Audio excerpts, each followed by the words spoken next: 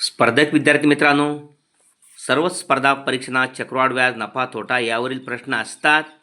या ठिकाणी प्रश्न आहे 4,000 रुपयाचे 3 वर्षाचे दसादसे 12.12 दराने चक्रवाढ व्याज काढा. हे पर्याय आहेत. आपल्याला माहिती आहे राशीचं सूत्र या ठिकाणी ए बरोबर पी कंसात 1+r 1+r भागिले 100 कंसाचा n. ए बरोबर ए रास आहे, पी मुद्दल आहे 4,000. या ठिकाणी 1+r भागिले 100, r दर आहे या ठिकाणी 12.5.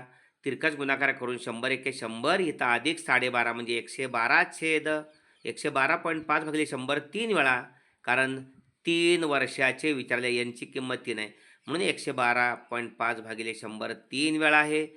या ठिकाणी 1 2 3 शून्य 4,000 वरच्या 100 वरची इथल्या 2 इथली 1 शून्य गेली. या ठिकाणी 5 2 10 10ला 5 न भागले आणि 112.5 ला 5 न भागल्यानंतर 22.5 येते.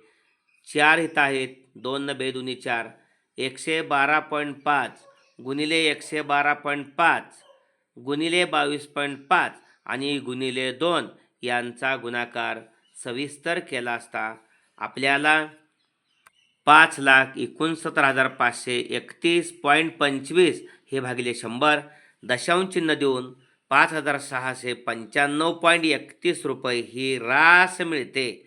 आणि मग चक्रवाढ व्याज बरोबर रास वजा मुद्दल, ही रास आहे 5,695.31 वजा मुद्दल 4,000 आहे, यांची वजाबाकी 1,695.31 मिळते. अचूक पर्याय या ठिकाणी चौथा आहे. अचूक सूत्राचा वापर करून अचूक पर्याय निवडा. धन्यवाद.